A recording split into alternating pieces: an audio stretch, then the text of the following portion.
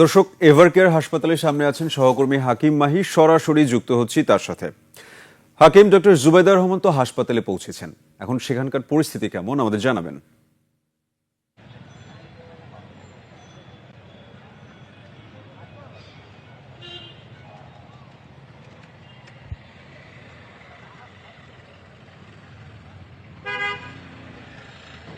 সাব্বির, আমি এই মুহূর্তে রয়েছি রাজধানীর এভারকেয়ার হসপিটালের সামনে। আপনারা জানেন যে এখানে বেগম খালেদা জিয়া ভর্তি রয়েছেন কিছুদিন যাবত এবং এখানে তিনি সংকটাপন্ন অবস্থায় রয়েছেন এবং কতক্ষণ আগে আমরা দেখেছি যে দুপুর 12টার দিকে জুবাইদা রহমান এখানে তিনি এসে পৌঁছেছেন, অর্থাৎ সেই যুক্তরাজ্য থেকে, লন্ডন থেকে তিনি এখানে এসে পৌঁছেছেন এবং আপনারা জানেন যে আজকেই কিন্তু তাকে সেই যুক্তরাজ্যে নেওয়ার কথা ছিল উন্নত চিকিৎসার জন্য, কিন্তু তাকে যেই বহন করবে এয়ার অ্যাম্বুলেন্সটি, সেটি যান্ত্রিক ত্রুটির কারণে আজকে কিন্তু আসতে পারেনি।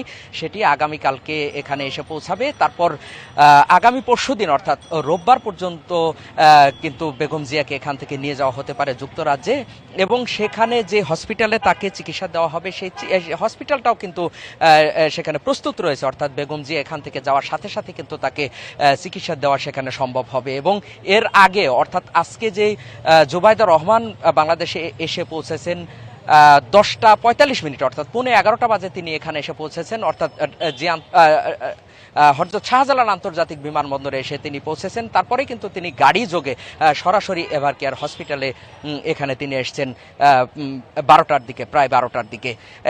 এখানে আমরা দেখেছি যে তাকে দেখবার জন্য এখানে অসংখ্য বিএনপির নেতাকর্মীরা এখানে কিন্তু উপস্থিত ছিলেন, অর্থাৎ জুবাইদা রহমানকে এক নজর দেখবার জন্য। এবং আরও যারা এখানে ছিলেন তারা কিন্তু মনেই করেছেন যে বেগম জিয়াকে তারা এক নজর দেখতে পাবেন, কিন্তু দেখতে না পেলেও তারা চান যে বেগম জিয়া ভালো আছেন, অন্তত এই কথাটুকু তারা শুনতে চান। সেই বিষয়টি কিন্তু তারা আমাদেরকে জানিয়েছেন।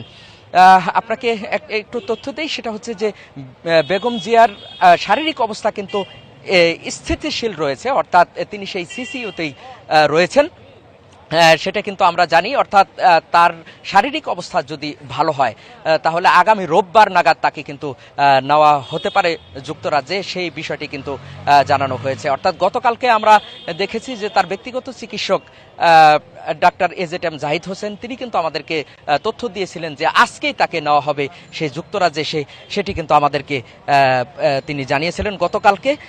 এবং আজকে এই পর্যন্ত আপনাদেরকে যদি একটু বলি, অর্থাৎ এই মুহূর্তে আমি রয়েছি এভারকেয়ার হসপিটালের সামনে। এখানে আমরা দেখতে পাচ্ছি, আপনারা যদি দেখেন যে এখানে পুলিশের ব্যারিকেড রয়েছে, অর্থাৎ এখানে বিজিবি রয়েছে, পুলিশ রয়েছে, অর্থাৎ আইন শৃঙ্খলা রক্ষাকারী বাহিনীর সদস্য মোটামুটি যারা ছিলেন সবাই কিন্তু এখানে রয়েছেন। অর্থাৎ বলা যায় যে এখানে নিরাপত্তার চাদরে ঢাকা রয়েছে এই এভারকেয়ার হসপিটাল, সেটি কিন্তু আমরা দেখতে পাচ্ছি। সাব্বির, এই ছিল আমার কাছে এভারকেয়ার হসপিটাল থেকে সর্বশেষ পরিস্থিতি। ধন্যবাদ আমাদের সাথে যুক্ত হওয়ার জন্য।